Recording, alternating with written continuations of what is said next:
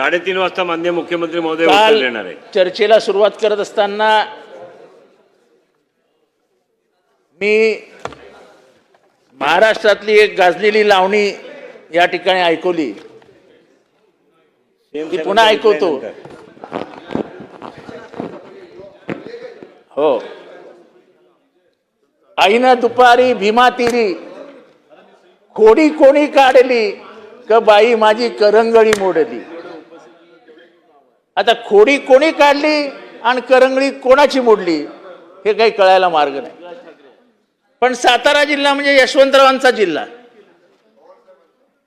पवार साहेबांचा नंतर बोलूया, पण बाळासाहेब देसाईंचा जिल्हा, लक्ष्मण तात्यांचा जिल्हा, म्हणजे दोघं रस्त्यावर फिरायला लागले की वाघ असायचे, वाघ. उद्या महाराष्ट्राने बघितलं आणि तुम्ही दोघं येऊन सांगता मार खाल्ला.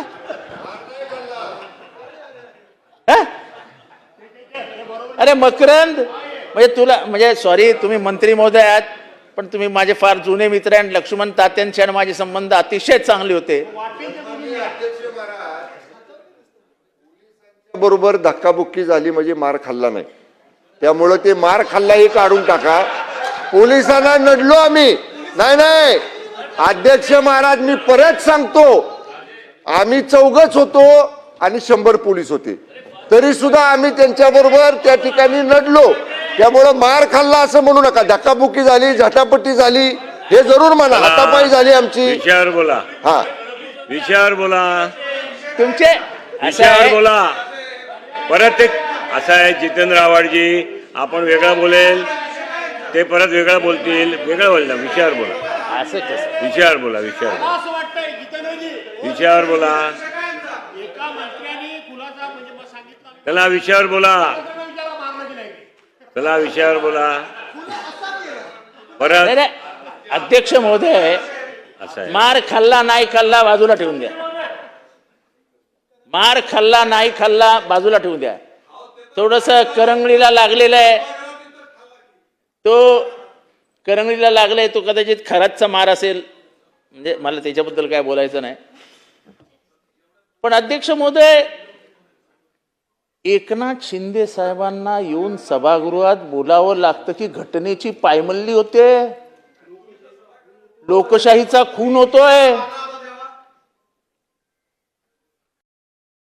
मला मुख्यमंत्र्यांकडे जाऊन सांगावं लागतंय काय चालू आहे. अध्यक्ष महोदय, संख्या 37, एकीकडे 27, 8, जे काय असेल ते जाऊ दे, त्यांच्या 32 करा.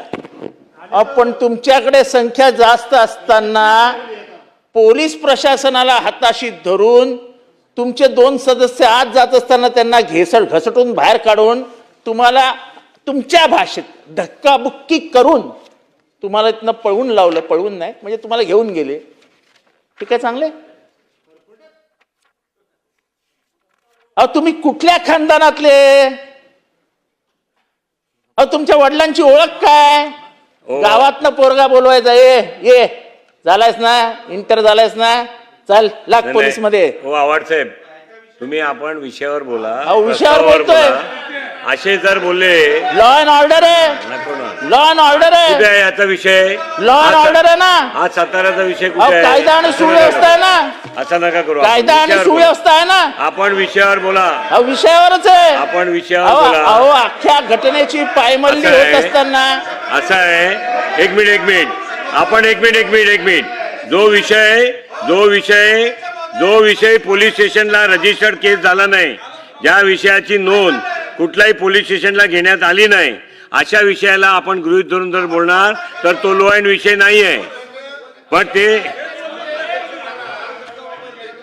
सन्मान्य सदस्य आव्हाड साहेबांनी आमच्या परिवाराचा उल्लेख करून माझ्याकडे अंगुली निदर्श केला आणि माझा उल्लेख केला. त्यांनी नोटीस दिलेलं नाही असं म्हणताना, त्यामुळे नोटीस दिल्याशिवाय त्यांना अशा पद्धतीचा नामोल्लेख करता येणार नाही. चला आपण विषयावर बोला. ना आव्हाड साहेब, अहो परत आव्हाड साहेब, नाही आव्हाड साहेब, जितेंद्र बाळासाहेब आव्हाड साहेब, देसाईंचा उल्लेख करताना अतिशय सन्मानाने सांगितलं की महाराष्ट्रातला आहे. किंवा पश्चिम महाराष्ट्रातला एकही तरुण हा माननीय- इंटरमिजिएट झाला असेल तर त्याला बोलवून घेऊन सांगायचंय जा पोलिसांमध्ये लाग जा. ही तुमच्या म्हणजे ही ख्याती होती बाळासाहेबांची, तो दरारा होता बाळासाहेबांचा, तो धाक होता. लक्ष्मण तात्या काय धाक होता, काय धाक. आणि तुम्ही दोघंही अडकलात,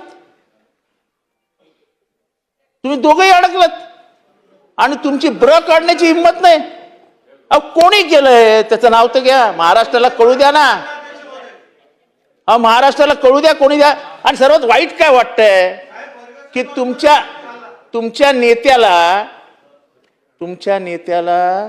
या सभागृहात येऊन सांगावं लागतंय की घटनेची पायमल्ली झालीये. घटना आमच्या मंत्र्याला मारलं. आता मी ते शिवसेनेचा वाघ वगैरे काढत नाही, जाऊ द्या.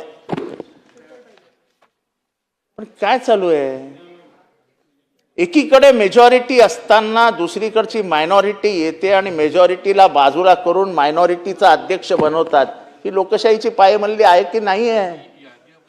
आणि एरवी सरकारला सांभाळणारे, आता तर तुमचं नाव घेऊन शकतो ना, 17 लोक सर्वात पुढाकाराने सरकारला सांभाळणारा मंत्री कोण, नाही काय पाहिजे. तर शंभूराज देसाई. मकरंद आबा पाटील तर बिचारे शांत आहेत, पण त्यांनी धक्का किती घेतलाय, त्यांच्या चेहऱ्यावरचा हसूच गायब झालंय. आणि बघा ना, म्हणजे ते भीती नका होईना तुमच्या बाजूलाच येऊन बसलेत. म्हणजे इथे जितेंद्र आव्हाड नाही, परत सदस्य भास्करराव सदस्य जर लांब बोलत राहिले तर माफी मागायची वेळ येते. परत माफी मागायची वेळ येते जास्त लांब बोलल्यावर. ते सदस्यांवर येऊ नये. अध्यक्ष महोदय, जास्त लांब बोलल्यावर माफी मागायची वेळ येते, ते येऊ नये. अध्यक्ष सभागृहात महोदय, वारंवार- वाईट याच वाटतंय की लोकशाहीची झालेली हत्या याला कुठेतरी आपण देखील जबाबदार आहोत असं दोघांना मनोमन वाटत असेल तर आपल्याला थोडंसं बरं म्हणजे आम्हाला थोडंसं बरं वाटेल. आपल्याला मनाला वाटलं पाहिजे की या लोकशाहीच्या हत्येला कुठेतरी आपण देखील जबाबदार आहोत. पण हे लोकशाहीचा खून होत असताना पुढे महाराष्ट्रात काय वाढून ठेवलंय हे आपल्या लक्षात आलं असेल. प्रशासनावरती अशी पकड ठेवून, पोलिसी यंत्रणेचा असा वापर करून लोकांना हैराण करणं हे महाराष्ट्राला काही नवीन नाही. अध्यक्ष महोदय, तुमच्या समोर सांगतो, अशा खोट्या केसेस ठाण्यात आमच्यावर टाकण्यात आल्या. आज त्यांच्याकडे ते रडगाणं गायला निदान मुख्यमंत्री तरी आहेत, आमच्याकडे रडगाणं गायला माणूसच नव्हता. बापाच्या अंगावर कधी हात उचलला नाही. अध्यक्ष महोदय,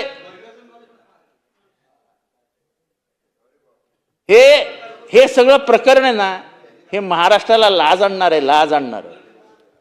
यशवंतरावांच्या जिल्ह्यामध्ये जर हे होणार असेल, बाळासाहेबांच्या जिल्ह्यामध्ये हे होणार असेल, लक्ष्मण तात्यांच्या जिल्ह्यामध्ये होणार असेल, आणि दोघंही त्यांची परंपरा सांगणारे जर हे अशा अडकणार असेल, ते साताऱ्याची नाही. सातारा म्हणजे काय हो, सातारा म्हणजे शिवरायांच्या नावाने गाजलेला जिल्हा आणि स्वतः मुख्यमंत्री महोदयांचा जिल्हा.